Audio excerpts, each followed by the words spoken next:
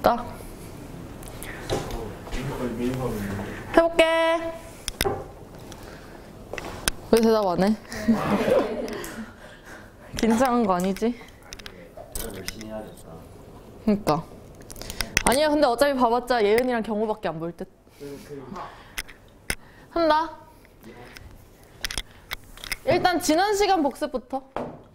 지난 시간에 우리 판이동의 원동력 그리고 판구조 운동과 마금 활동 2개 했었어. 맞아? 판이동의 원동력. 일단 판을 이동시키는 원동력 2가지를 물어본다면 뭐랑 뭐를 대답해야 돼? 멘틀 대류랑 판 자체에서 발생하는 힘. 멘틀 대류는 우리 지난 시간에 내가 잠깐 짚고 넘어갔었는데 층상 대류 모델이랑 전체 대류 모델 2개가 있었고, 그치? 거기 관련된 문제 수특 풀었어, 안 풀었어? 수특 풀면 푼 사람들은 알 수 있을 거고 안 푼 사람들은 모른다. 그리고 여기서 상부 멘틀이라고 하는 것은 연약권을 포함하게 포함하지 않게? 포함한다. 상부 멘틀에는 연약권까지가 딱 400km 정도 깊이라고 할 수가 있는데 판이 두께 100km 정도? 그 아래쪽에 400km까지가 연약권인데 연약권까지가 상부 멘틀이라고 얘기를 하는 거야. 층상대류 모델 할 때 수특 문제 풀다 보면 층상대류 모델 그려줘 놓고는 뭐 기억에서는 상부 멘트, 연약권도 포함된다 뭐 이런 식으로 문제가 나와 있었던 것 같거든? 그거 보고서 이제 연약권이 상부 멘트에 포함된다는 것도 같이 한번 기억을 하시고, 두 번째, 판 자체에서 발생하는 힘 중요하다고 했었는데 판 자체에서 발생하는 힘 어떤 것들이 있었어? 첫 번째, 어디에서? 해령에서 뭐를? 판을 밀어내는 힘 하나 있었고, 두 번째, 해구에서 서입하는 판이 잡아당기는 힘. 이렇게 2가지가 있었다. 2개 중에 어떤 게 더 큰 힘이라고 했었지? 해구에서 서입하는 판이 잡아당기는 힘이 훨씬 더 큰 힘이기 때문에 실제로 대서양이랑 태평양 비교했을 때 어디에서 판의 확장 속도가 더 빠르다고? 대서양이? 에? 확장 속도가. 확장이. 아닌데? 예? 태평양은 줄어들고 대서양은 확장한다고 하지 않았어요?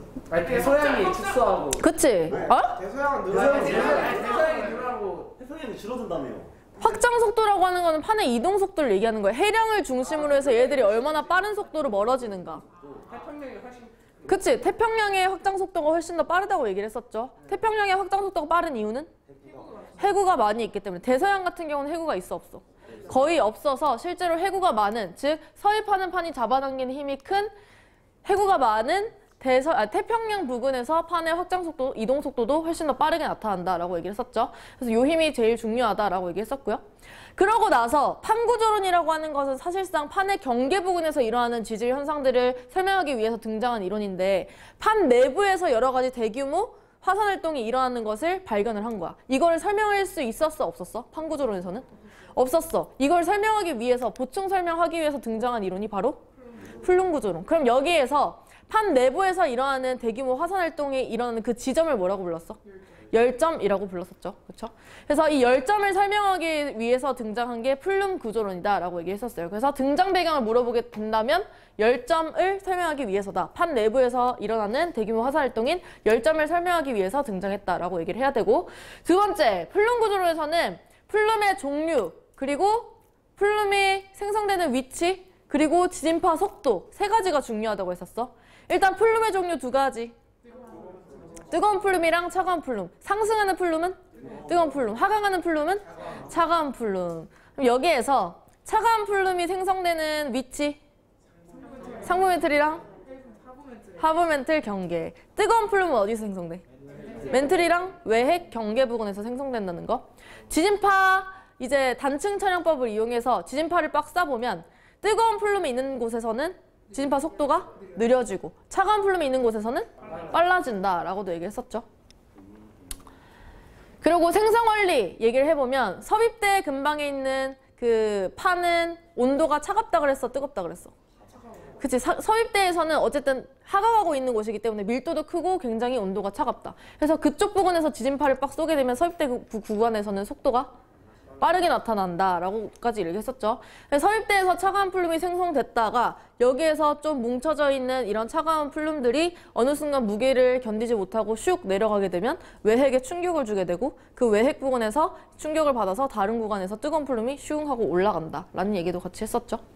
그리고 마지막 열점이라고 하는 것은 아까 말한 것처럼 판 내부에서 나타나는 이제 화산 활동이 일어나는 지점을 열점이라고 얘기를 했었는데, 열점 같은 경우에서는 고정된 위치에 있다 아니면 이동한다? 고정된 위치에 있기 때문에 판의 무슨 속도를 알 수 있어? 어떤 이동 속도? 상대적, 절대적? 절대적인 이동 속도를 알 수 있다고 그랬지. 대답 틀리게 해놓고 지금 자연스럽게 끄덕끄덕하고.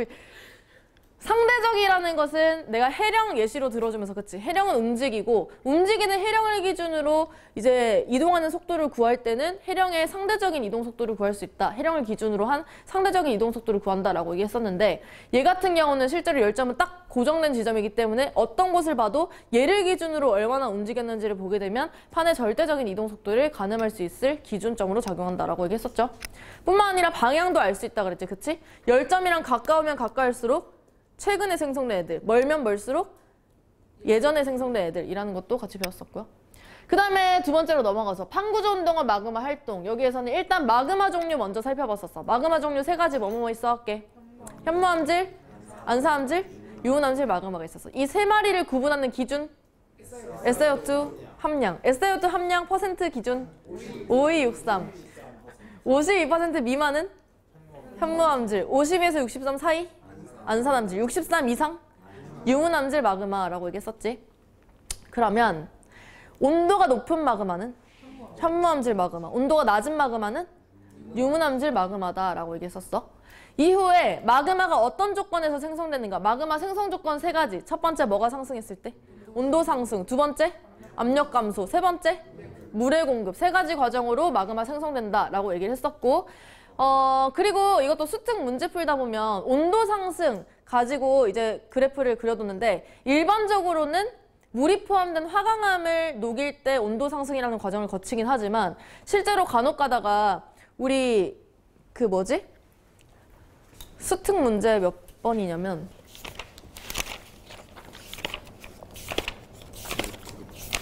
몇 페이지일까요? 저건 상당인데. 앞쪽이네. 뭐? 이 정도. 31페이지 9번. 이거 보면은 온도 상승인지 압력 감소인지 헷갈리는 경우가 많아. 사실 이 문제를 안 풀어보면 그냥 처음에 무조건 온도 상승으로 문제를 풀거든. 근데 실제로 봐봐. 얘 같은 경우에 B 점선 그래프가 무슨 그래프야? 우리 그래프마다 이름 다 외웠었잖아. 멘틀의 용융 곡선. 물질의 용융 온도. B. 멘틀 용융 아니야? 그치, 물이 포함되지 않은 멘틀의 용융 곡선인 거지. 그치? 근데 실제로 지금 보면은 지상 부근에서 온도가 1000도씨 이상까지 올라가고 있는 상황이 보이잖아. 요걸 보면은 엄청 멘틀이 녹을 수 있는 정도는 굉장히 온도가 엄청 뜨거운 곳이라고 했었는데, 실제로 지상의 온도가 여기까지 올라가는 것보다는 이제 깊이 있는 뭐라고 표현해야 되지? 깊이 한 100km에서 150km에 있던 엄청 뜨거운 1200도씨 정도 되는 그 물질이 압력 감소에서 상승하면서 이 멘틀의 용융점을 넘어서기 때문에 여기서 마그마가 생성되는 과정이라고 볼 수가 있기 때문에, 실제로 얘 같은 경우는 온도 상승이 아니라 압력 감소에 의한 마그마 생성이라고 봐야겠죠. 이해되고 있어?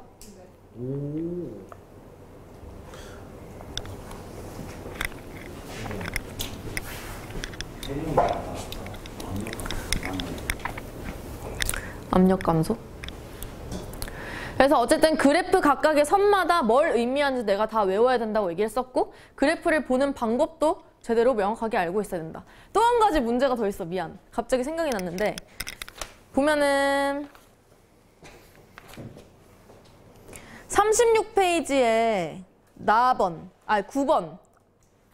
36페이지 9번 같은 경우도 헷갈릴 경우가 많은데, 요것도 잘 해석해보면 이 A 과정이, 그치? 온도 상승에 의해서 어떤 질 마그마가 생성되냐라는 걸 물어본 건데, 우리 이전에 그냥 간단하게 기본적으로는 온도 상승에 의해서 무슨 암질 마그마 형성된다고까지 배웠어? 유문암질 마그마 형성된다고 배웠지만, 실제로 이 과정에서는 올라가는 과정에서 지금 B 점선 그래프가 깊이 대비 따져보면은 얘가 대륙 지각이 아니라 해양 지각 아래에 있는 이 지하 온도 분포라고 볼 수가 있거든. 그래서 이런 걸 다 따져봤을 때 실제로 해양지각 아래 부분 이 깊이 50km 근방에서는 지각이 있는 게 아니라 멘틀 부분이 있는 것이고 이 멘틀 물질이 녹아서 A와 같은 과정을 거치고 있는 거기 때문에 실제로 얘를 거쳐서 생성된 마그마는 유문암질 마그마가 될 수 없는 거야. 멘틀 물질이 녹아서 만들어진 거기 때문에 얘는 현무암질 마그마가 형성됐다라고 얘기를 해야 되는 거겠지. 그래서 그래프를 해석하는 게 굉장히 중요해. 실제로 우리는 기본적으로 여러 가지 내용을 배우긴 했지만 그래프가 어떻게 나오느냐에 따라서 여러 가지 유동적으로 문제를 풀 수 있어야 된다. 그래서 그래프 해석이 굉장히 중요하다라고 얘기했던 거야. 이해되고 있어? 네. 문제 안 푼 사람들은 공감 잘 안 될 수도 있다. 일단 기본적으로 그래서 이 각각의 세 가지 과정을 머릿속에 떠올리면서 마그마 생성 과정, 내가 지점을 얘기해주면 너네가 어떤 과정에 의해서 무슨 암질 마그마 생기는지 말하는 거야? 발산형 경계, 압력 감소에 의해서 현무암질 마그마. 섭입대, 딱 섭입대. 물의 공급으로 인해서 현무암질 마그마. 그러면 열점, 압력 감소로 현무암질 마그마. 그럼 이제 섭입대 부근으로 가볼게. 섭입대에서 생성된 그 뜨거운 현무암질 마그마가 대륙지각 하부에 고였어.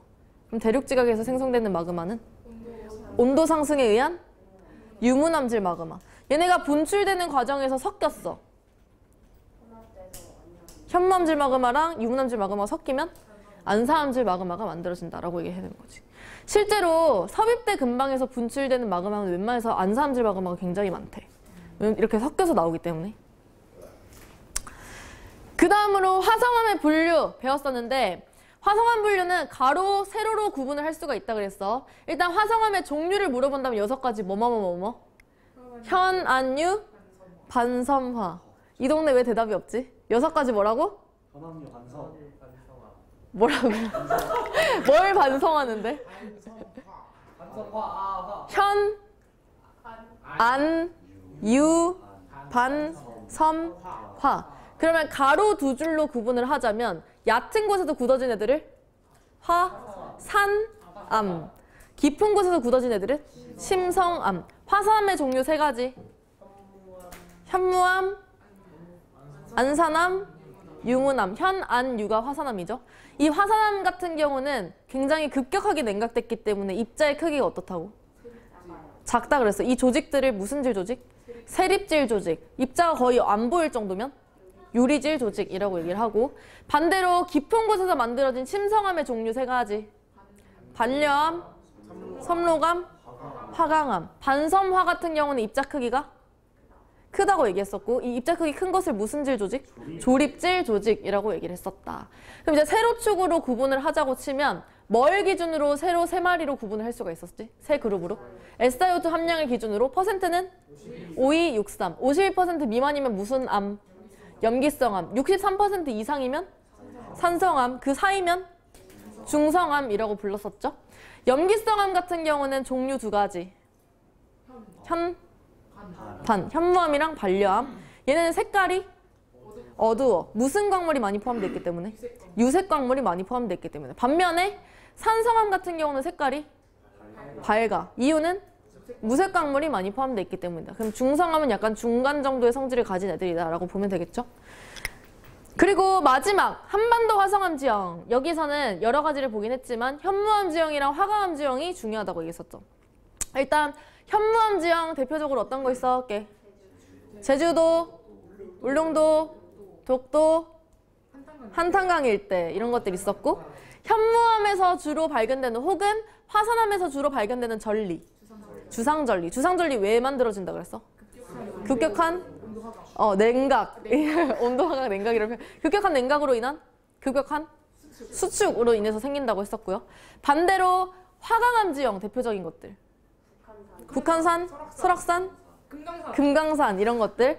얘네들 같은 경우에는 어떤 전리가 잘 생긴다고? 판상전리. 판상전리가 만들어진 이유는 압력 감소에 의한 부피 팽창으로 인해서 나타난다라는 거. 판판이 쪼개지는 게 바로 화강암 혹은 심성암에 나타나는 전리다라고 얘기했었죠.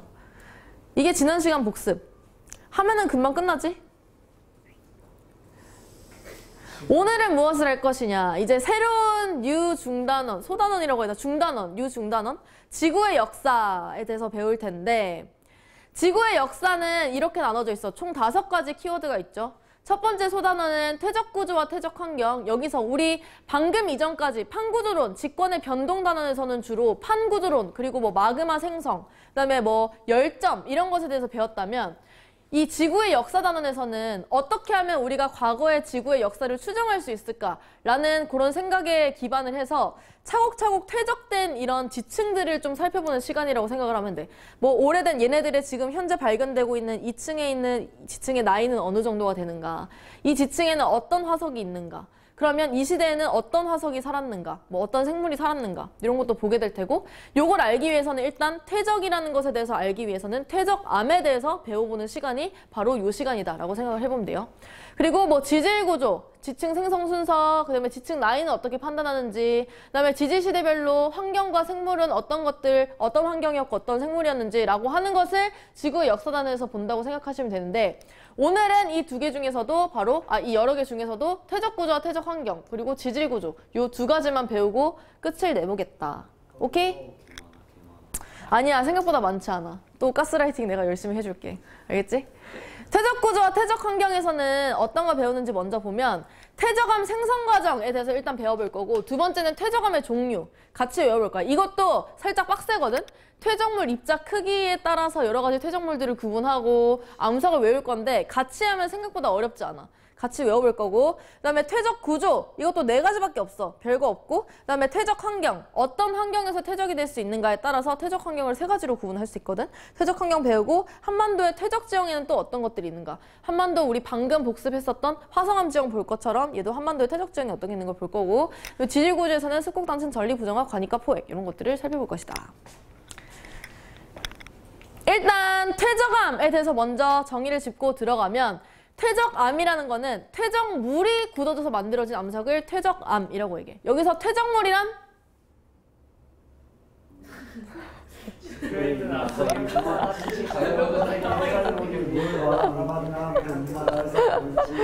말 그대로 그냥 지표 부분에 여러 가지 돌덩이들이 있잖아. 그 돌덩이들이 풍화를 받는다거나 여기서 풍화라는 거는 뭐 바람이나 물이나 여러 가지 과정에 의해서 깎인다거나 혹은 화학적으로 변질된다거나 이런 다양한 과정들을 다 풍화라고 얘기를 하는데 이런 지표에 있는 암석이 풍화나 침식, 깎이는 작용 이런 것들로 생긴 쇠설물 여기서 쇠자가 뭐 할 때 쇠에게? 오, 나 맨날 예시는데 너 어떻게 나랑 뇌를 공유하고 있어 혹시? 분쇄한다 할 때 그 쇠자인 것 같아. 그래서 분쇄된 그 물질들이 물이 흘러갈 때 혹은 바람이 불 때 혹은 빙하가 움직일 때 어떤 특정한 곳에 딱 모이게 되면 그것을 그냥 퇴적물이라고 부르는 거야. 말 그대로 조금 더 쉽게 그냥 러프하게 얘기하면 돌가루 생각하면 돼. 돌이 지들끼리 부서져가지고 생긴 그 물질들 그런 것들을 퇴적물이라고 얘기를 하고 얘네가 굳어지게 되면 퇴적암이라고 한다. 별거 없지?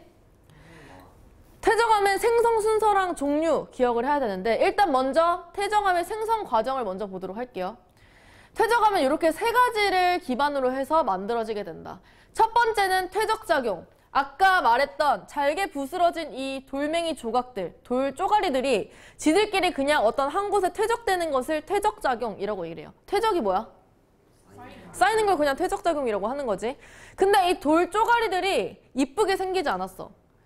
다 동글동글 이쁘게 생긴 게 아니라 완전 길쭉하기도 하고 모나기도 하고 다양한 형태로 굉장히 생겼는데 요런 애들이 처음에 퇴적될 때는 굉장히 성글게 쌓이게 돼요. 이 빈틈이 굉장히 많은 상태. 이때 당시에 요 빈틈을 뭐라고 부를까요? 오, 열심히 했는데 이 동네는 왜 조용해? 지금 여기 하품 벌써 한 3번은 했거든? 번갈아 가면서. 뭐? 정신 차려. 자꾸 그러면 여기에 앉힌다. 이 자리. 예은이와 경호가 볼 수 있는 요 자리에 앉혀줄게. 이 빈틈을 공극이라고 해요. 비어있는 공간, 공극이라고 얘기를 한다. 퇴적작용만 일어난 상태에서는 공극이 굉장히 많은 상태다. 하지만 두 번째 작용, 무슨 작용? 다짐작용. 다짐작용에서는 말 그대로 진짜 다져지는 작용이야. 원래 빈틈이 굉장히 많았는데 여기서 차곡차곡 다져지면서 이 퇴적물들이 빈틈 사이사이로 메꾸면서 들어가게 되는 거야. 이런 작용이 다짐작용. 그러면 다짐작용이 있을 때는 공극의 부피가 총 부피가 어떻게 될까? 부피가 작아진다? 줄어든다 라고 얘기할 수 있겠고 밀도는? 그치, 증가한다고 볼 수 있어. 단위 부피당 밀도는 굉장히 촘촘해지기 때문에 증가한다 라고 볼 수 있어요. 요게 다짐작용에서 가장 핵심적인 특징 두 가지다 라고 생각을 하시면 돼요. 그러면 다져져서 차곡차곡 쌓이기만 한다고 얘네들이 돌이 돼? 어떻게 돼야 돼? 뭐가 차야 되는데. 뭐가 차야 된다고? 아무리 뭔가 가득 차도 얘를 그냥 그대로 들어올리면 이쁘게 쌓인 퇴적물밖에 안 되잖아. 그치? 굳어지는 작용이 필요한 거야. 얘들을 굳히는 작용을 바로 교결작용. 내가 볼 때는 이것도 내가 생각하는 그냥 한자인 건데 사이교 아니면 서로교? 사이교인가? 사이교라는 한자가 있어? 아 그래? 거기에 결이 약간 결합하다 할 때 결. 서로를 결합시킨다. 사이사이를 결합시킨다라고 해서 교결작용이라고 얘기를 하는 것 같다는 맞는 것 같아요. 맞지? 나의 생각. 아니면 진짜 웃기겠다, 그치? 그래서 어쨌든 이렇게 영상으로 남기까지 했는데 막 헛소리 한다고 어딘가에 올라오면 진짜 쪽팔리잖아. 이게 단점이 있네. 헛소리를 잘 못하겠네. 하지만 그냥 할게. 어쨌든 교결작용, 굳혀주는 작용을 교결작용이라고 얘기를 한다. 얘네 같은 경우는 지하수 안에 여러 가지 물질들이 많이 포함되어 있는데 그 중에 뭐 철질 물질, 예를 들어 대표적으로 산화철 이런 애들 혹은 석회질 물질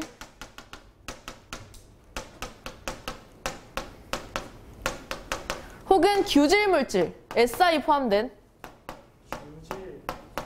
얘네들이 지하수 안에 있다가 이 위를 물이 흘러가게 되면서 사이사이로 요 이제 교결 물질이라고 얘기를 하거든요. 얘들을 교결작용을 일으키는 물질이라 그래서 교결 물질이라고 얘기를 하는데 이런 교결 물질들이 틈새에 쌓이게 되면서 서로를 붙여주는 작용을 하더라 라고 얘기할 수 있는 거야. 그래서 얘네에 의해서 실제로 이 교결작용이 일어나서 이제 퇴적물 사이를 메꾸면서 단단하게 굳어진다 라고 얘기할 수 있는 거지. 다시 퇴적암 생성 과정 3단계. 첫 번째 퇴적작용, 두 번째 다짐작용, 세 번째 교결작용. 다짐작용에서는 공급 부피가 줄어들고 밀도는 커진다. 교결작용에서 교결물질의 종류는 산화철, 석회질 물질, 규질 물질 이렇게 세 가지가 있더라. 그래서 이런 식으로 퇴적암이 만들어진 이 전 과정을 우리는 속성작용이라고 얘기합니다. 무슨 작용? 속성작용. 정의 한번 보면 퇴적물이 쌓인 후, 쌓이는 거 무슨 작용? 퇴적작용. 다져지고 무슨 작용? 다짐작용. 굳어져서 무슨 작용? 교결작용. 이런 과정을 거쳐서 퇴적암이 만들어지기까지의 전체 과정을 무슨 작용? 속성작용이라고 얘기를 한다는 거. 여기까지. 오케이? 퇴적암 생성 과정은 여기서 끝. 우찬이 졸려? 필사적인데? 그럼 일어나. 안 돼. 두 번째는 퇴적암의 종류. 물 좀 마셔야겠다. 퇴적암의 종류는 어떤 과정에 의해서 생기느냐에 따라서 총 세 가지로 구분할 수 있어. 첫 번째는 쇠설성 퇴적암. 아까 쇠가 뭐라고 그랬지? 분쇄. 그냥 돌 쪼가리들이 쪼개진 그 쇠설물들이 굳어지면 쇠설성 퇴적암이라고 얘기를 하는 것이고, 두 번째는 화학적 퇴적암. 얘는 화학적인 과정에 의해서 침전된다거나 혹은 증발된다거나. 침전되는 게 뭔지 알지? 물에 녹지 않고 가라앉는 것들, 그치? 그런 침전된다거나 증발에 의해서 만들어진 퇴적암을 화학적 퇴적암, 말 그대로 화학적인 과정으로 만들어진 애들. 마지막 세 번째는 유기적 퇴적암. 유기체라는 말 써 안 써? 쓰지? 그런 것처럼 실제로 생물이 죽어가지고 그 시체가 굳어지거나 혹은 그 껍데기가 굳어지거나 뼈가 쌓여서 굳어지거나 이런 유기물에 의해서, 유기체, 생물에 의해서 만들어진 퇴적암을 유기적 퇴적암이라고 얘기를 한다. 퇴적암의 종류 세 가지 만들어진 과정에 따라서 첫 번째 쇠설성 퇴적암, 두 번째 화학적 퇴적암, 세 번째 유기적 퇴적암, 이렇게 세 가지로 구분할 수가 있다. 자, 이제 헬이 열립니다, 여러분. 어떤 걸 외워야 하는가? 두둥. 딱. 이걸 우리가 다 외워야 돼. 할 수 있어. 같이 하면 잘 외워질 수 있어. 일단 쇠설성 퇴적암 먼저 외워볼게. 둘이 잘 보여, 여기? 쇠설성 퇴적암은 크게 두 가지 종류로 나눌 수 있어. 아까 우리가 처음에 봤었던 풍화나 침식에 의해서 쪼개진 돌 조각들이 굳어져서 만들어진 쇠설성 퇴적암도 있고요. 두 번째는 화산이 분출될 때도 이런 쇠설물들이 나와. 실제로 우리 마그마가 굳어져서 만들어진 암석은 뭐라고 불렀지? 성암이라고 불렀잖아. 그치? 얘네가 지표에 있으면 화산암이 되는 것이고 지하 깊은 곳에 있으면 심성암이 되는 것이고, 근데 얘네들이 화산이 분출할 때는 이 액체인 마그마만 뿜어져 나오는 게 아니라 고체 덩어리들도 막 분산되기 시작해. 기체인 화산가스도 나오고 액체인 마그마도 분출되고 그리고 고체인 여러 가지 덩어리들도 같이 나오더라. 이렇게 고체 덩어리를 우리는 화산 쇠설물이라고 불러. 무슨 쇠설물? 화산 쇠설물. 이런 화산 분출될 때 나오는 화산 쇠설물이 굳어져서 만들어진 암석도 쇠설성 퇴적암이라고 부르는 거야. 오케이? 그러면 일단 풍화 침식에 의해서 생긴 퇴적물의 입자 크기부터 한번 살펴보도록 할게요. 얘들도 입자 크기에 따라서 퇴적물을 세 가지 종류로 나누는데 구분 기준은 16분의 1mm랑 2mm야. 몇이랑 몇? 16분의 1이랑 2mm. 이거를 나도 옛날에는 2의 마이너스 4승 이렇게 외우려고 해봤는데 이게 더 헷갈려. 마이너스 4였나? 마이너스 막 3이었나? 이렇게 막 헷갈려서 그냥 16분의 1이 뭔가 더 명확한 것 같아. 16분의 1mm랑 2mm를 기준으로 해서 만약에 여기 앞에 있는 돌을 빡 쪼갰는데 얘가 2mm보다 크다라고 한다면 걔는 뭐라고 불러? 자갈이라고 부르고, 봤는데 16분의 1에서 2mm 사이 정도의 크기야. 그러면 모래.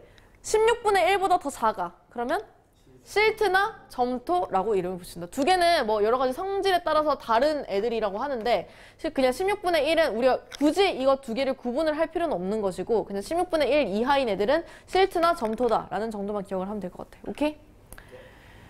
그래서 얘네 같은 경우는 주된 퇴적물이 무엇인가에 따라서 이 입자 크기에 따라 주요 퇴적물이 자갈이면 자갈이 굳어졌을 때 자갈을 한자로 역이라고 표현하거든. 역.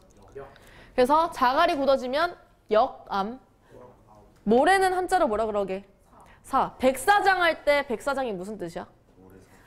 하얀 모래가 있는 곳을 백사장이라고 얘기를 하잖아. 그치? 그런 것처럼 모래가 굳어지면 모래 사자를 써서 사암이라고 얘기를 하고 졸려서 지금 스쿼트 하는 거야.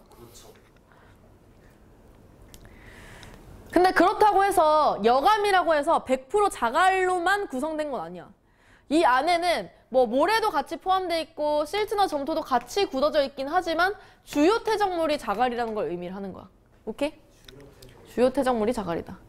다시 풍화 침식에 의한 쇠설물을 입자 크기에 따라 구분을 하면 2mm보다 크면 자갈. 오, 16분의 1에서 2mm 사이면 모래. 16분의 1mm보다 작으면 실트나 점토라고 부른다. 자갈이 굳어지면 여감. 모래가 굳어지면 삼. 실제로 셰일이랑 이암의 차이는 이거는 우리가 반가우니까 내가 조금 더 얘기를 해준 건데 굳이 알 필요는 없는데 셰일은 층리가 있는 게 셰일이고 층리가 없으면 이암이라고 얘기를 해요. 그냥 층층이 그런 특징이 있는데 이건 굳이 뭐 알 필요는 없다라는 거. 다음은 화산 분출, 화산 쇠설물로 넘어가서 화산에서 나오는 그 고체 덩어리들도 분출되는 입자 크기에 따라서 여러 가지로 구분을 할 수가 있다. 얘는 구분하는 기준이 2mm랑 64mm야. 몇 mm랑 몇 mm? 2mm랑 64mm. 그래서 이것도 창의력이 좋은 어떤 애가 이 구분 기준을 264 알아 몰라? 국어 시간에 봤어 안 봤어? 264 대표적인 뭐야? 시? 뭐야 빨리 말해 김선. 청포도. 청포도? 말고 하나 더 있잖아. 광야. 그치? 그 264를 떠올리는 거야. 물론 264에서 26mm, 4mm 이런 헛소리 하면 안 되는 거야. 알았지? 2mm랑 64mm 기준으로 64mm보다 큰 애들, 6cm보다 더 큰 애들은 6.4cm보다 더 큰 애들은 화산 탄. 그거 알지? 포탄 던진다 할 때 그 포탄도 조그마한 거 가지고 포탄이라 안 하잖아. 겁나 큰 애들을 탄이라 그러잖아. 그런 것처럼 큰 애들은 화산탄 혹은 화산암괴. 금괴할 때 금 덩어리를 금괴라고 부르는 거지. 마찬가지로 화산에서 나온 돌덩어리를 화산암괴라고 부르는 거야. 그래서 63mm 이상의 애들은 화산탄이나 화산암괴라고 부르고 그 다음에 2mm보다 작은 애들은 화산재. 우리 옛날에 통과할 때 화산 분출하면서 화산재가 하늘을 가리면 기온이 어떻게 된다 그랬어? 일시적으로 낮아진다 그랬지. 그때 했던 그 화산재가 이 화산재인 거야. 화산재는 2mm 이하의 애들이 화산재가 되는 것이고요. 그 다음에 화산력, 이것도 나의 추정인데 아까 자가를 한자로 하면 뭐라고 한다 했지? 역이라고 한다 그랬잖아. 마찬가지로 얘도 왠지 화산에서 나온 애들 중에서 자갈이랑 크기가 비슷해서 화산역이라고 부르는 게 아닐까라는 추측을 했는데 맞는지는 정확하게 모르겠어. 다 찾아보기에 내가 이 추측한 것들이 너무 많아서 한자를 다 찾아보기엔 너무 많았기 때문에 외우기만 잘 외우면 돼. 그래서 2에서 64mm 정도면 화산역이라고 부릅니다. 화산탄 한번 보여줄까? 있어. 화산에서 나온 화산탄. 이거야. 뚜둥. 생각보다 엄청 가볍다? 들어볼래? 어머. 엄청 가볍지? 오. 완전 가볍지? 오, 너무 가볍네. 그리고 바스라질 것 같이 생긴 유튜버로서 이거 한번 보여줄까, 이렇게. 화산탄, 이렇게 생겼어. 그래서 63mm 이상이면 화산탄 혹은 화산암개. 화산탄이나 화산암개가 굳어지면 이 덩어리들이 집적돼 있는 암석이라 그래서 집괴암이라고 불러. 무슨 암? 집괴암. 혹은 이 겁나 큰 덩어리들이 모이면 엄청 단단하고 클 거 아니야. 그래서 겁나 강력해서 화산 강력암으로. 민선아 부끄러워하지 말라고. 화산 강력암. 저 안 까먹는다. 화산 강력암, 각력암. 사실상 각이 져 있는 역이라 그래서 강력암이라고 부르는 것 같긴 한데 어쨌든 덩어리가 모여 있는 집괴암 혹은 화산 강력암이라고 부른다. 이거 얘기해주면 다음 시간에 내가 물어보잖아. 그럼 애들이 화산 강력암도 아니고 강력암만 기억해. 강력암. 그치? 집괴암 혹은 화산 강력암. 그 다음에 화산역이 굳어지게 되면 라필리 응회암이라고 부르는데 실상 수능 같은 경우는 다 객관식일 거 아니야. 그래서 이 라필리가 헷갈리면 내가 뭐 떠올리라 그러냐면 리플리 증후군을 떠올리는 거야. 리플리 증후군. 약간 이름 비슷하나? 리플리 증후군 몰라? 거짓된 자아로 자기가 그 자아인 것처럼 살아가는 거야. 나는 그 사람이 아닌데 예를 들어서 나는 막 뭐라고 얘기해야 되지? 내가 막 엄청 막 그 재벌가의 딸처럼 살고 싶은 거. 너네 그거 봤어? 쿠팡 플레이에 안나? 안 봤어? 훌륭해. 봤으면 혼낼라 그랬어. 그런 거 왜 보냐고. 고3이. 안나라는 드라마 있는데 거기 보면은 수지가 나오거든. 수지가 원래는 진짜 가난한 집안에서 돈도 없이 살아갔는데 수능을 봤는데 등록금이 없어서 대학을 못 갔나? 아니면 걔가 떨어졌어. 대학에 처음에. 대학에 떨어져가지고 이제 서울 올라가서 무슨 뭐라 그러지? 자취 말고 어디 얹혀 사는 거. 하숙집 가서 거기서 이제 재수를 하겠다고 했는데 또 떨어진 거야. 재수를 해서. 그 엄마가 준 돈이랑 학비랑 이런 걸 했는데 다 떨어진 거야. 그래서 얘가 어떤 생각을 하냐면 내가 걔랑 같이 하숙하던 여자애가 이화여대를 다니는 여자였거든.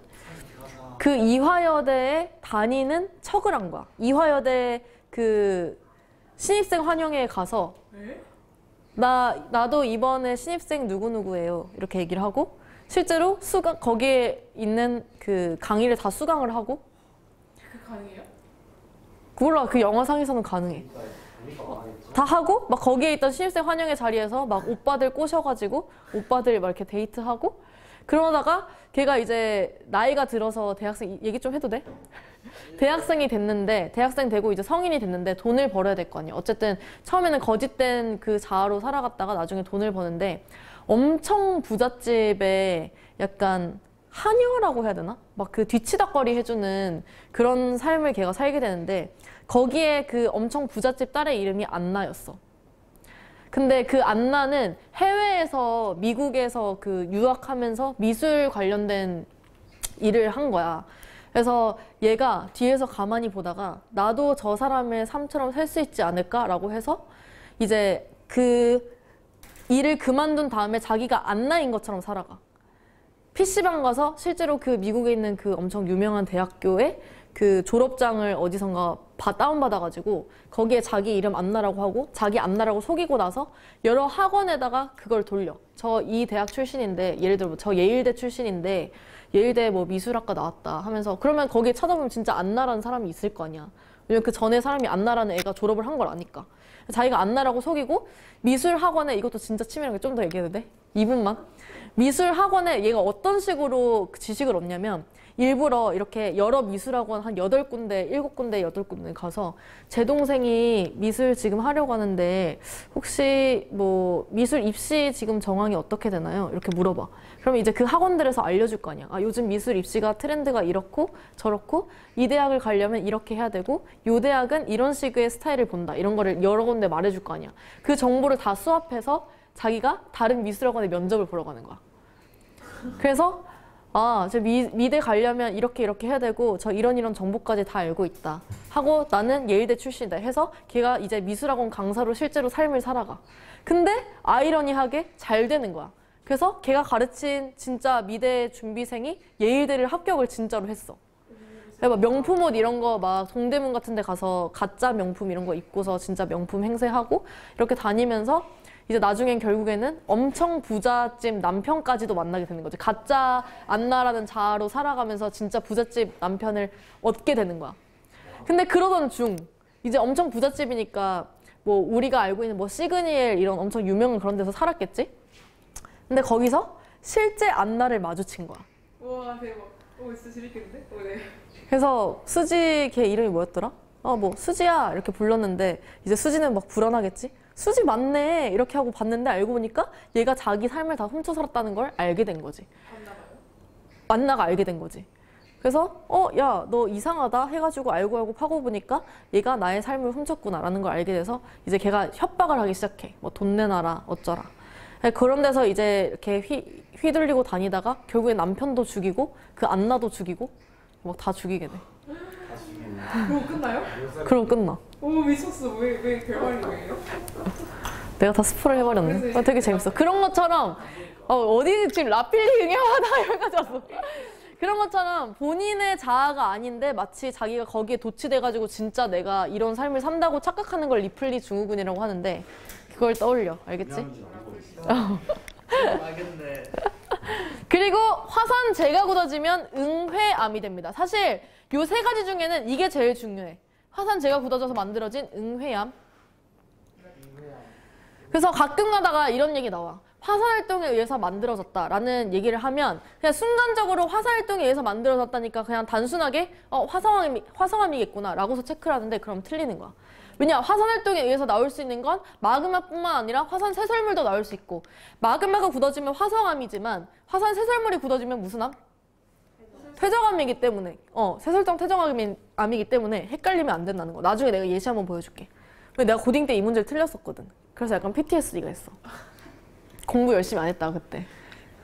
어쨌든 새설정 퇴적암 어렵지 않지? 어려워? 화산 새설물을 나누는 기준? 땡. 화산 새설물 264 64보다 크면 화산탄 혹은 화산 암계. 얘네가 뭉쳐져서 굳어지면 집계암 혹은 화산 강력암이 되는 것이고 그 다음에 2mm에서 64mm 사이 화산력. 화산력이 굳어지면 라필리 응회암이 된다. 그러면 2mm보다 작은 애들은 화산재가 되고 화산재가 굳어지면 응회암이 된다. 풍화 침식에 의한 쇠설물은 몇 미리 구분 기준? 16분의 1이랑 2mm. 화산 쇠설물은 264. 2mm랑 64mm. 이해됐지? 화학적이랑 유기적은 너무너무 쉬워. 화학적 퇴적암은 침전되거나 증발돼서 만들어진 애들. 바다에서 석회암 굉장히 많이 생기는 거 알아? 어떻게? 조개? 우주 생성 초반에 실제로 대기 중에는 이산화탄소가 진짜 겁나 많았어. 근데 실제로 수성이나 이런 데서는 지금 현재도 이산화탄소가 개 많고 그래서 이산화탄소는 무슨 기체야? 무슨 가스? 온실기체잖아. 그래서 엄청 뜨거워. 근데 우리 지구는 실제로 우리가 살 수 있을 정도의 온도가 된다는 것은 이산화탄소가 초반에는 엄청 많았지만 얘들이 다 어디론가 사라졌기 때문인데 실제로 이 이산화탄소들이 지구 생성 초반에 바다가 생성되면서 바다에 녹아든 광물질, 뭐 칼슘 이런 애들이랑 이산화탄소가 딱 만나는 과정, 물에 딱 녹아들어서 얘네가 겹쳐지면서 석회암, CaCO3라는 석회암으로 직권에 다 고정이 돼버려서 실제로 이 대기 중에 있던 이산화탄소가 굉장히 많이 줄어든 거예요. 이해됐어? 흡수해버린 거예요. 그치? 그냥 녹아버린 거지. 녹아서 침전이 돼서 CaCO3를 만들어져서 석회암, 암석으로 고정이 되면서 직권에다가 다 갖다 박아진 거지. 그래서 CaCO3라고 하는 것은 주로 석회암이라고 얘기를 합니다. CaCO3 성분을 가진 애들은 석회암. SiO2, 우리 마그마 구분했던 기준이었던 SiO2가 암석이 되면 얘는 첩트. NaCl은 뭐야? 우리 주변에 있는? 소금이라고 하지. 얘네가 돌덩이가 되면 암염. 소금돌. 아니, 소금돌 아니고 돌소금이야. 가끔 소금돌 아니고 돌소금이야. 가끔 이거 헷갈려서 염암이라고 하는 애들이 있는데, 물론 객관식이니까 중요하진 않지만 소금돌이 아니라 돌소금이다. 돌소금 알겠지? 소금돌 아니야. 암염 여기 있어. 먹어볼래? 근데 이거 항상 이거 반에서 얘기하면 핥아보고 싶다는 애들이 있거든? 그래서 내가 줄까 말까 고민을. 왜냐면 얘는 사실 NaC, 우리 식용 NaCl이 아니라 그 되게 그 뭐라 그러지 그거? 불순물이 굉장히 많이 포함되어 있을 거 아니야. 그래서 좀 그렇지 않을까라고 하다가 내가 무슨 얘기를 하면 애들이 항상 다 포기를 하냐면, 이 결정 키트가 사실 몇 년이 된지 나는 몰라. 근데 지금까지 이것을 핥아보겠다고 얘기를 한 애가 올해만 해도 몇 명, 한 10명은 넘는데, 이거를 핥아보고 싶었던 사람이 과연 올해뿐일까?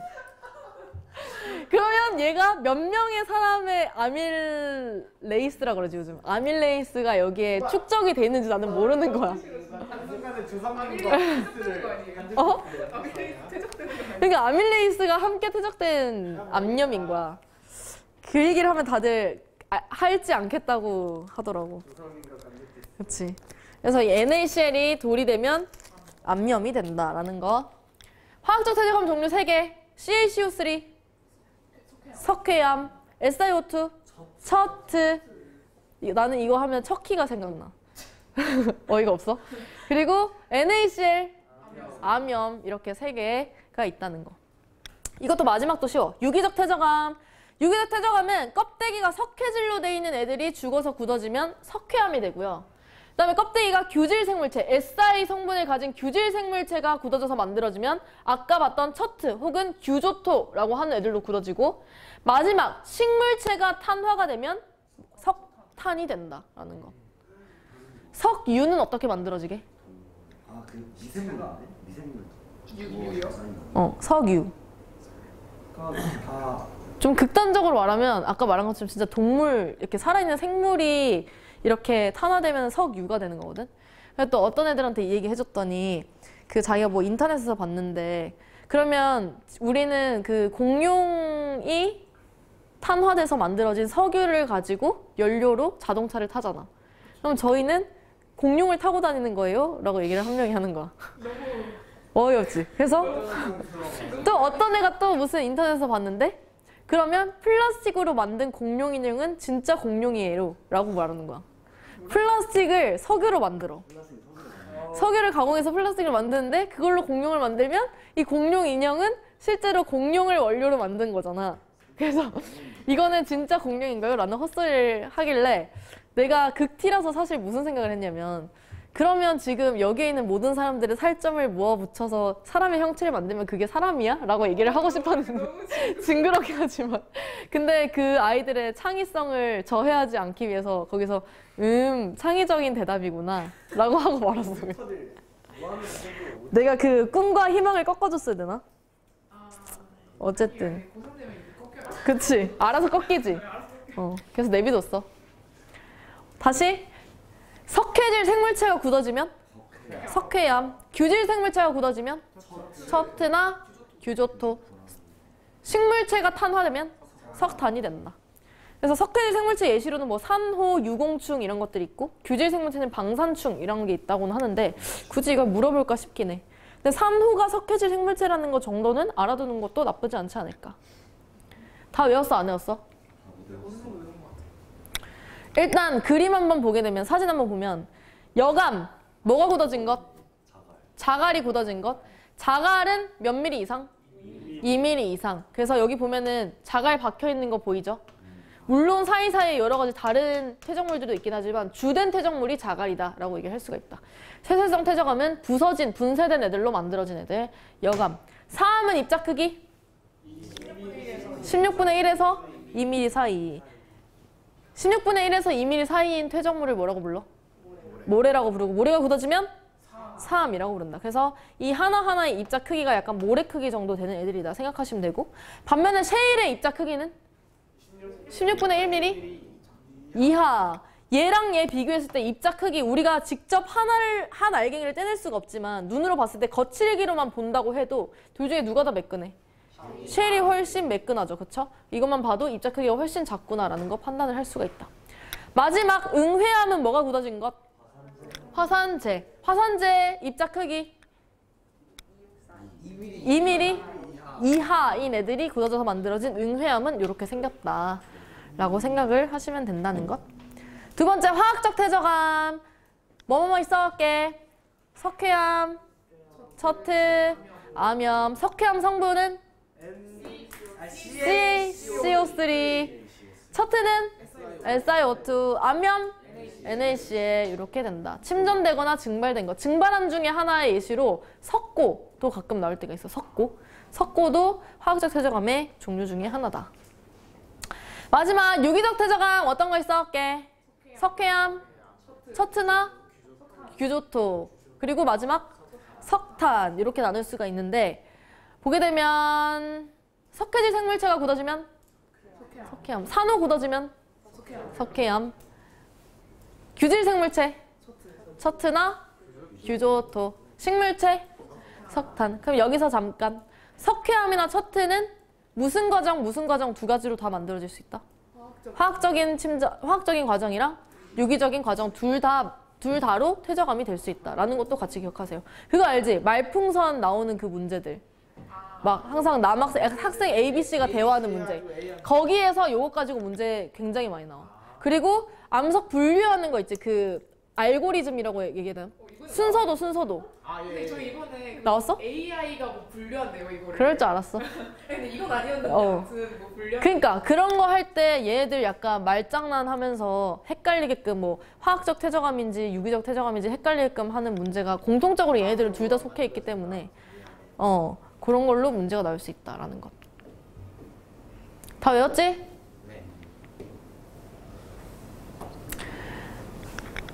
퇴적암이 만들어지는 전체 과정을 뭐라고 부를까요? 속성작용이라고 부르고, 속성작용의 3단계 퇴적작용, 다짐작용, 교결작용. 다짐작용에서는 무슨 일이 일어나?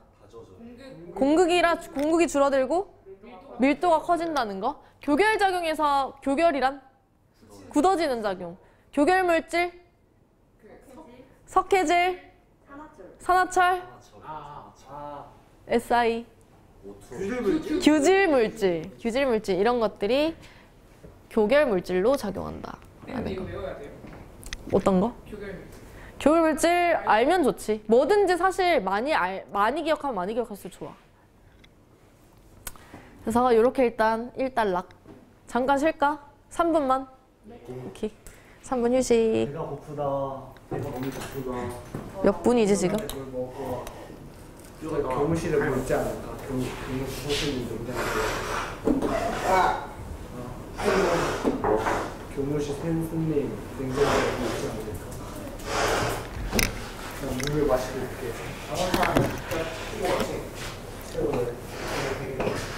요즘에 감기에 되게 많이 걸리거든요. 응. 왜 그런가 몰라. 왜 그렇긴. 바이러스가 창궐하니만 혼자 잠은 자라.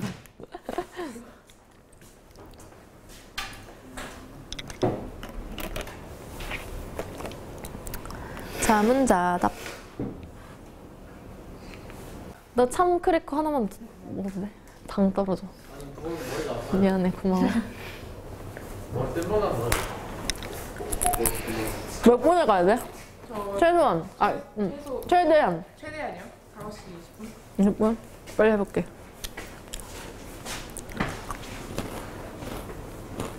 예은아 쉬고 있니? 경우에 쉬고 있니? 화면도 인사해. 안녕. 안녕. 그 알고 보니까 5,000원 들고 따다다다. 갑자기 떡상해가지고 5천만 해. 우리 얼굴 다 팔림. 응? 1분 뒤에 해야 돼.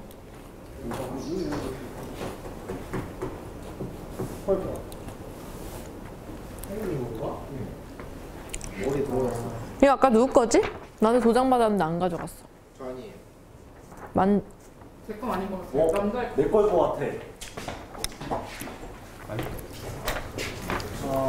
나그 작은 가방에 들어가 있어. 해도 돼? 예. 맨날 이거 헷갈려요. 내가 안 헷갈리게 해줄게. 여성 환경이랑 어? 해양 너 연필 안 꺼냈구나. 해양 듣고 나서도 헷갈리는지 한번 들어봐. 한다? 네. 다음으로는 퇴적 환경이랑 퇴적 구조에 대해서 배워야 되는데, 퇴적 환경은 퇴적이 되는 곳의 장소를 퇴적 환경이라고 얘기를 하는 것이고요. 퇴적 구조는 퇴적이 되면서 만들어지는 구조 자체를 그냥 퇴적 구조라고 얘기해요. 퇴적되는 과정에서 어떤 구조가 만들어지면 그걸 퇴적 구조라고 얘기한다. 일단 퇴적 환경부터 먼저 보면 퇴적물이 쌓일 수 있는 곳은 굉장히 다양하다. 여기 앞에 보는 것처럼 빙하, 선상지, 호수, 사막, 강, 석고, 삼각주, 해빈, 사주, 대륙부분, 대륙서면, 대륙대, 심해져 이런 것들 전부 다 퇴적 환경이 될 수가 있는데, 얘네들을 크게 세 가지로 분류하고자 한다면 이렇게 세 개로 구분을 할 수가 있어. 완전 육지에 포함되어 있는 애들은 육상 환경, 바다 물 밑에 가라앉아 있는 애들은 해양 환경, 그리고 육지랑 해양 사이에 있는 구간이 있지. 말 그대로 연안이야, 연안. 바다랑 육지가 만나는 곳. 그 부분에서 쌓이게 되면 그것을 연안 환경이라고 부르는 거예요. 어렵지 않지? 육상 환경 먼저 해보면 빙하도 육상 환경. 빙하는 이거 공부 안 한 사람들은 바다라고 생각하는 사람 굉장히 많아. 빙하도 육상 환경이고요. 그 다음에 사막도 당연히 육상 환경. 그리고 호수나 강 같은 경우도 물이 있긴 하지만 바닷물은 아닌 거잖아. 담수인 거잖아. 육지에 있는 물인 거잖아. 그래서 얘네들도 육상 환경에 속한다라고 생각을 하셔야 됩니다. 그리고 또 한 가지 선상지라고 하는 것이 있는데, 선상지는 이 경사가 굉장히 급격한 산이라든지 이런 데서 퇴적물들이 쭉 따라 내려오다가 갑자기 평지를 만나게 되면 평지에서 갑자기 속도가 확 줄겠지. 그러면서 여기에 우르르르 이 퇴적물들이 쌓여가지고 만들어지는 부채꼴 모양의 지형을 선상지라고 얘기를 하는 거야. 요거랑 살짝 헷갈릴 수 있는 게 삼각주거든. 삼각주는 유속이 빠른 강에서 강 하구 부근으로 오게 되면 갑자기 바다가 쫙 펼쳐지는데, 이 좁은 강에서 유속이 훨씬 빠를까? 아니면 이 드넓은 바다에서 유속이 훨씬 빠를까? 그치? 아니야. 좁은 강에서 유속이 더 빨라. 너네 생각해봐. 그치? 샤워기나 아니면 호수 같은 걸로 잔디밭에 물 뿌릴 때 호수 앞에 이렇게 슉 하면은 유속이 더 빨라져, 느려져? 그치? 뭔 말인지 알지? 찌그러뜨리면 물이 더 빠르게 촥 나가잖아. 그런 것처럼 이렇게 통로가 좀 좁은 강에서는 유속이 훨씬 빠르다가 갑자기 넓은 바다를 팍 만나게 되면 유속이 갑자기 급격히 감소하면서 이 구간, 강의 하구 구간에서 삼각형 모양으로 퇴적 지형이 생기게 되는데, 이 지형을 삼각주라고 얘기를 해요. 근데 어쨌든 이쪽이나 둘 다 갑작스럽게 흐르는 흐름이 속도가 확 느려지면서 생기는 거기 때문에 굉장히 헷갈릴 수가 있어. 나는 어떻게 외우냐면 윗상자를 써서 연안이 더 아래쪽에, 연안이 더 위쪽에 있어? 아니면 육상 환경이 더 위쪽에 있어? 육상. 특히나 선상지는 산에서 갑자기 경사가 완만해지면서 만들어지는 거잖아. 그래서 나는 선상지가 위쪽에 있어서 윗상자 써서 그냥 선상지는 육상 환경이다 이렇게 기억해. 선상지는 육상 환경, 선상지 육상 환경. 아니면 상상 이렇게 해도 돼. 육상, 선상지 이렇게 기억해도 되고. 그냥 위에 있어서 선상지가 난 조금 더 직관적으로 잘 와닿았던 것 같아. 그리고 해빈은 바다에 있는 모래사장이 해빈이야. 얘도 거기서 이제 파도 척척 치면서 바다랑 육지랑 딱 갈라지는 그 구간이니까 여기가 해빈, 여기도 연안 환경. 그 다음에 석호라고 하는 곳은 여기서 이제 퇴적물들이 막 쌓이다가 이제 연안 환경 부근에서 퇴적물이 쌓이다가 강물 혹은 호수물이 아니라 바닷물이 여기서 퇴적물에 의해서 우연히 갇혀서 만들어진 호수를 석호라고 얘기를 해요. 석호. 그리고 사주는 이거 나의 추측인데 모래사자의 기둥주자인 것 같아 왠지. 모래가 기둥 모양으로 이렇게 연안 따라서 이쁘게 배열된 이런 퇴적 지형을 사주라고 얘기를 하는데 실제로 사주나 석호는 문제에 많이 안 나오고 헷갈리게 나오고자 한다면 삼각주랑 선상지를 구분시키는 거 이 정도 문제 좀 나온다는 거. 졸리면 일어나. 알겠지? 그리고 해양 환경은 쉬워. 그냥 바닷물 밑에 100% 맨날 잠겨있는 애들만 해양 환경인 거야. 해비는 바닷물이 쳤다 갔다를 반복하잖아. 여기는 해양 환경 아니야. 대륙붕이 되어야지만 완만한 경사가 있는 구간, 그때 프린트 나눠줬었죠. 대륙붕이 되어야지만 100% 오리지널 365일 맨날 물에 잠겨있는 구간이 되기 때문에 대륙붕부터 더 깊은 대륙 사면, 대륙대, 심해저까지가 해양 환경이다 라고 생각을 하시면 돼요. 얘도 헷갈려? 괜찮아요. 아, 이제 괜찮아? 네, 이제 진짜 상상 괜찮아요. 그치? 상상 괜찮지? 오케이. 물어볼게. 사막 육상. 안 보여줘야지. 그런 거 말하는 거였어. 나 지금 왔어. 강, 육상. 빙하, 육상. 대륙붕, 해양은 아니야. 대륙 사면, 해양, 해빈, 연안, 사주, 연원. 연안, 사막, 육상. 육상. 호수, 육상, 하천. 뭐야? 내가 뭐 말할 줄 알고 육상이라 그런 거야. 육상이 제일 많거든요. 삼각주, 연원. 선상지, 육상. 육상, 빙하, 육상, 심해저 평원, 해양. 어렵지 않지? 퇴적 환경은 이렇게 세 가지가 있다. 만 기억하면 돼. 그래서 옛날에 4월학평이었나 어딘가에 선상지 한번 나왔던 것 같아.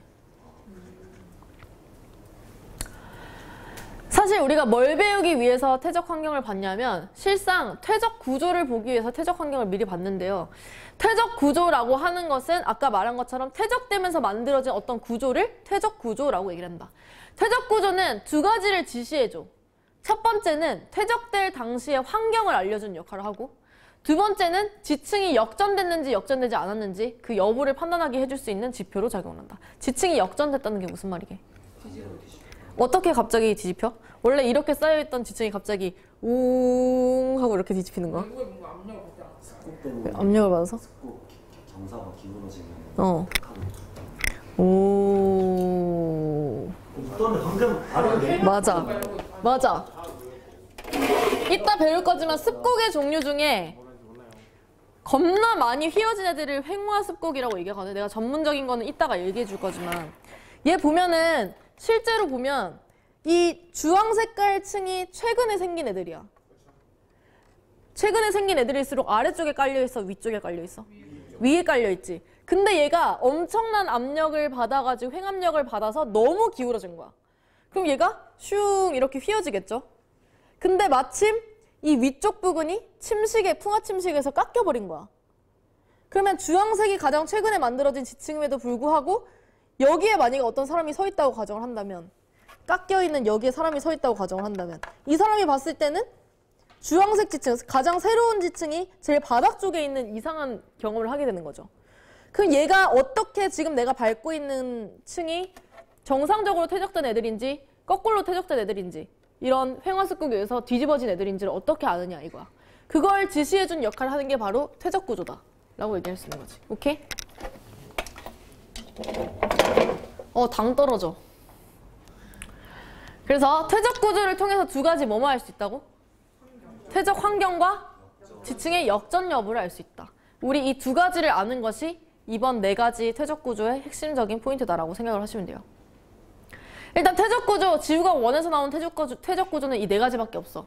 첫 번째는 사층리, 두 번째는 점이층리, 세 번째 연흔, 네 번째 건열. 이미 많이 아니까 이거는 간단하게 할게.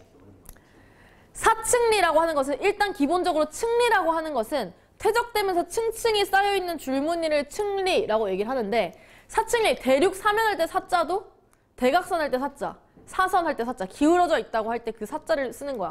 그래서 얘는 말 그대로 기울어진 층리라고 얘기를 해서 사층리라고 표현을 하는 거예요. 앞에도 보시면 평행하지 않고 비스듬히 기울어진 구조를 보이는 층리를 사층리라고 얘기를 한다. 사층리는 일단 어떻게 생겨먹었냐면 얘들이 어떻게 생성이 되냐. 보면은 물이나 바람이 흘러가는 과정에서 얘네가 쭉 특히나 사막이나 이런 데서 바람이 쫙 불게 되면 얘들이 바람이 불어오는 방향에서 퇴적물 입자들을 몇 개를 가지고 가다가 이 비탈면에서 얘들을 똑똑 떨어뜨리고 가는 이런 형태로 자꾸자꾸 퇴적이 되는 거야. 다른 그림을 본다면 이런 식으로 바람이 흘러가면서 바람이 불어오는 방향에서 입자를 가지고 갔다가 불어가는 방향에 떨어뜨리고 가는 이런 형태로 자꾸자꾸 퇴적물이 퇴적된다라고 볼 수가 있는 거야. 이해됐어? 그러다 보니까 이 구조를 딱 보게 되면 바람이나 물이 어느 방향에서 어느 방향으로 흘렀는지를 추정을 할 수가 있어.